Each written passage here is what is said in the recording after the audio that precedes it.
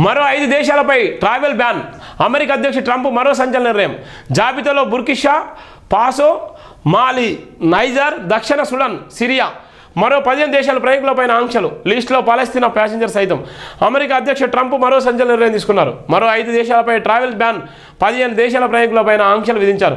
Travel ban విధించిన వాటిలో Burkina Faso, మాలి, niger, దక్షిణ సుడాన్, సిరియా వంటి దేశాలు ఉన్నాయి. ఇక పాలస్తీనా నుంచి వచ్చే ప్యాసింజర్స్ పైన నిషేధం విధించారు. జాతీయ భద్రత కోసం ఈ నిర్ణయం తీసుకున్నట్లు ట్రంప్ ప్రకటించిన నేపథ్యం కూడా మనం చూస్తున్నది ప్రధానంగా ఉన్నటువంటి నేపథ్యం. విల్లా కొంటేనే ఉస్మాన్ కుంట యాక్సిస్.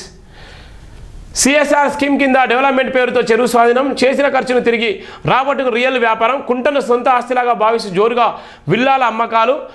దుండిగల్లో ప్రణవ్ గ్రో పార్క్ కొత్త దందా, లేక్ వద్దకు రానివ్వడం లేదంటూ స్థానికులందరూ ఉస్మాన్ కుంట చెరువు, అప్పుడు ఉన్నటువంటి ఉస్మాన్ కుంట చెరువును కూడా మొత్తం కబ్జా చేసుకుని ఇప్పటికే దీని విషయంలో కల్వకుంట్ల కవిత కూడా మాట్లాడినటువంటి సందర్భాలు కూడా ఉన్నాయి. ఇప్పటికే ఉస్మాన్ కుంటను ప్రణీత్ రావు వాళ్ళంతా పెద్ద మొత్తంలో ఇది కబ్జా చేసుకున్నారని కూడా ఆమె ఎన్నో సందర్భంలో స్టేట్మెంట్ ఇచ్చిన నేపథ్యం కూడా మనం చూస్తున్నాం.